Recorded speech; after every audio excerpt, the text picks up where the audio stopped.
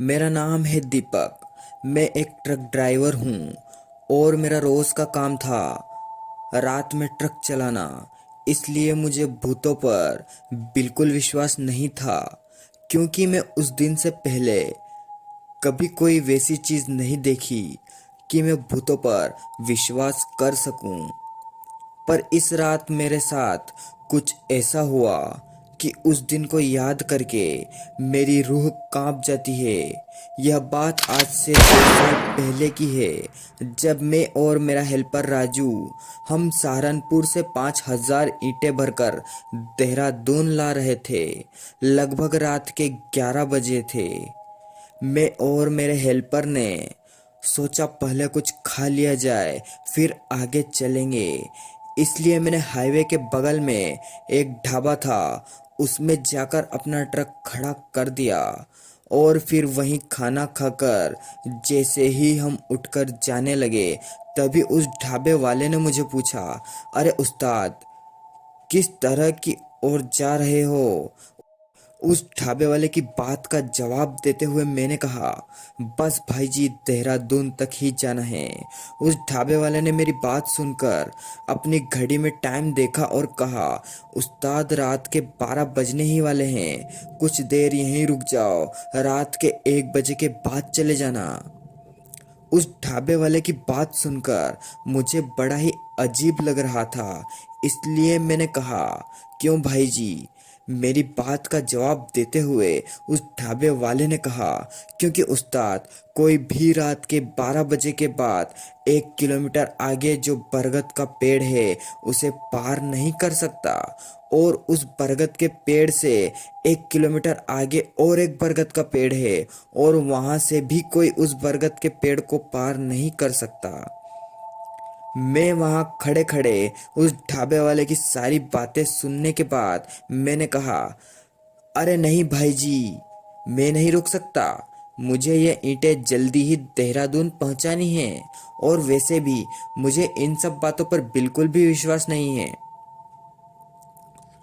मैंने इतना बोलकर मैं ट्रक की ओर जाने को जैसे ही मुड़ा, तो उस ढाबे वाले ने मुझे एक बार और कहा, उस्ताद, तुम जा तो रहे हो, पर उस बरगद के पेड़ को पार नहीं कर सकते। मैंने भी उसको जवाब देते हुए कहा, चलो देख लेंगे। इतना बोलकर मैं ट्रक में अपने हेल्पर के साथ आकर बैठ गया और मैंने अपना ट्रक स्टार्ट करा और चल दिया देहरादून की ओर। मैं अभी ढाबे से लगभग आधा ही किलोमीटर आगे गया होगा, तभी मैंने देखा आगे पुलिस ने रास्ता बंद करा हुआ था। मैं थोड़ा और आगे गया और अपने ट्रक का शीशा नीचे करके बोला, क्या हुआ सर जी, रास्ता क्यों बंद करा हुआ है? मेरी बात सुनकर वहां खड़े एक पुलिस वाले ने कहा, उस्ताद, ट्रक इधर साइड में लगा दो, 1 बजे के बाद जाना। उस पुलिस वाले की बात सुनकर मैंने कहा, नहीं सर जी, मैं रुक नहीं सकता, मुझे यह ईंटें जल्दी ही देहरादून पहुंचानी है। मेरी बात सुनकर उस पुलिस वाले ने मुझे फिर से कहा, अरे उस्ताद, मेरी बात मानो, 12 बज गए हैं और अब 1 बजे तक बरगद के पेड़ के आगे से कोई नहीं जा सकता, तुम 1 बजे चले जाना। उसकी बात सुनकर मैं कहा, सर, नहीं जी, जाने दो ना, मैं इतना सब बातों को नहीं मानता। मेरी बात सुनकर उस पुलिस वाले ने कहा, जा, तुझे जाना है तो जा, पर तू बरगद के पेड़ से आगे नहीं जा पाएगा।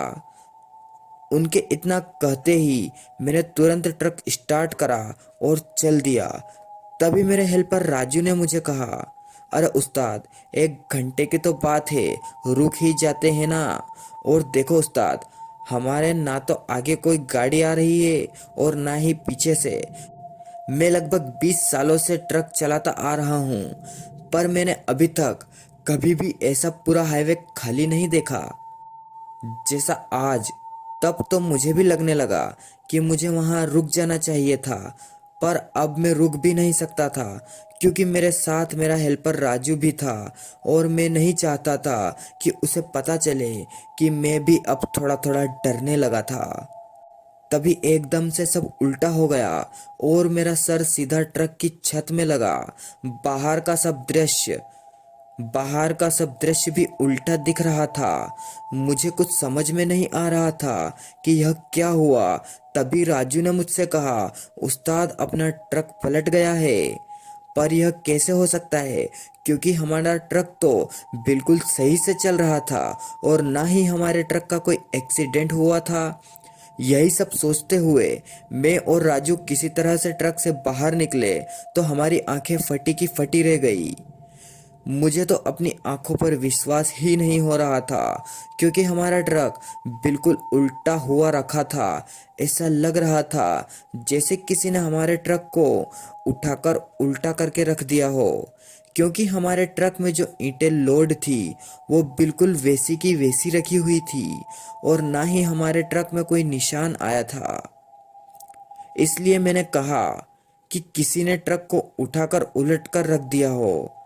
मैं अपने ट्रक को खड़े खड़े देख ही रहा था कि तभी राजू ने मुझसे कहा, उस्ताद वो देखो।